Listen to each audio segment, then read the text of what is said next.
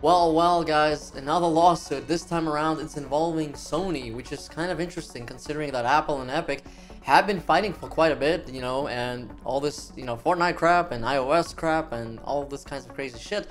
So I think even Xbox was being involved for a little bit. So what's going on here? Well, Sony's being sued for apparently restricting PlayStation game sales. In what way exactly? Let's take a look at the article here. A new lawsuit affirms that Sony Interactive Entertainment that PlayStation is operating a monopoly by restricting third-party retailers to sell download codes for PlayStation games.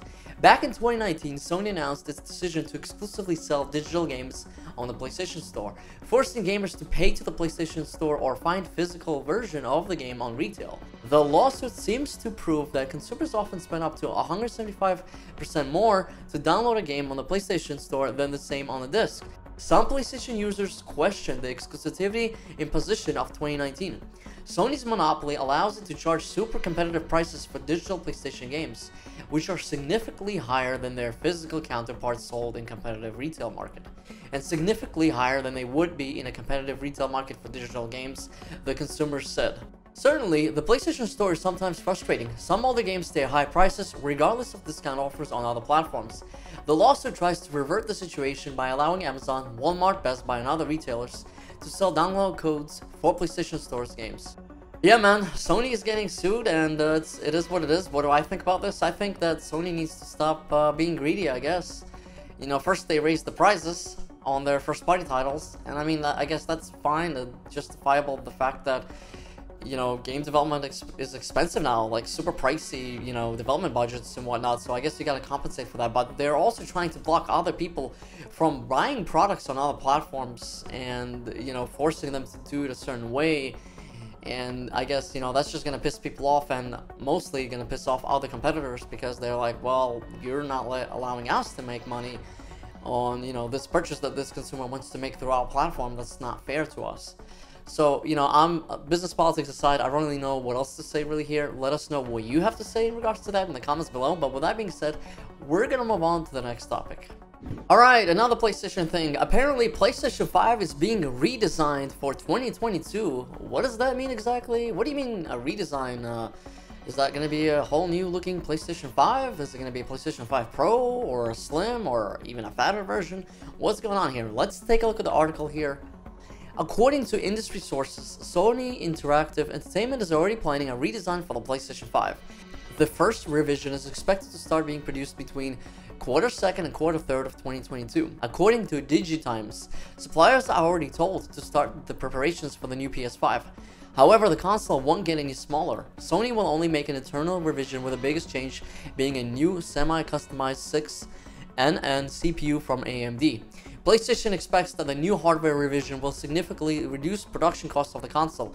The current CPU is built on a 5nm architecture. It is important to make clear that Sony is unlikely to reduce the price of the console as a result of the savings, but the revision could allow PlayStation to start making a profit from the consoles. Renowned analyst Dr. Serkan Toto / Kantan Games Incorporated commented on the report, stating that it is spotty. Taiwanese news outlet with a spotty track record, DigiTimes, Sony aims for a PS5 redesign for Q2 or Q3 2022. It says the PS5 will come with a new semi-customized 6nm CPU from AMD. 5nm is said to be too costly. So there you guys have it. I guess Sony is not really remaking a PS5 or redesigning it in terms of a visual appearance, but more of an internal thing to lower the production costs, I guess, to become profitable. Most people were hoping that it would be a smaller version of the PS5, but that is being told that that's not the case, which is kind of lame because I do think that the PS5 is a very big system. I would argue that it's too big. It's bigger than the PS3 Fat back in the day. I mean, never thought I'd see a system of this size. It's kind of crazy, right? But yeah, what do you guys were hoping for a PS5 redesign? Did you guys think this was like a PS5 Pro or a PS5 Slim? What do you want in a PS5 Slim or PS5 Pro, if it indeed will exist at some point? Let us know in the comments down below, and we're gonna go talk about the next thing. Looks like a couple of other big brands or / development publishing companies have joined E3 for next month, including Sega and Bandai Namco, and I believe there's a few more, such as Square Enix as well. Let's take a look at the article here. E3 2021 confirmed today the participation of Bandai Namco Entertainment, Binge.com, Devious Eye Entertainment, Freedom Games, Gearbox Software, Sega, Square Enix, Turtle Beach, Verizon, and Xseed Games. E3 2021 is set to continue its legacy as the premier video game industry event as we add new publishers, sponsors, and partners, said Entertainment Software Association President and CEO Stanley Pierre-Louis in a press release. We can't wait to share more details about this virtual event for audience around the globe. So there you guys have it, Sega is going to be there, Square Enix is going to be there, Bandai Namco is going to be there, which means Elden Ring is going to be there, and Square Enix being there, we'll probably see maybe some stuff for Final Fantasy VII Remake Part 2, and of course Final Fantasy 16, and whatever else they're making, probably that other game that they're making, I forget what it was called, The Forspoken, or something like that for the PlayStation 5, so that's going to be really interesting to see. I always love to see what Square Enix has in stores, and most likely we're going to see the new Sonic, of course, over at Sega, and whatever else Sega makes. But, Sega is kind of a former shelf of itself now, so it's, kind of sad. But hey, maybe the announcement will be that Microsoft has bought them, right? We'll see, who knows.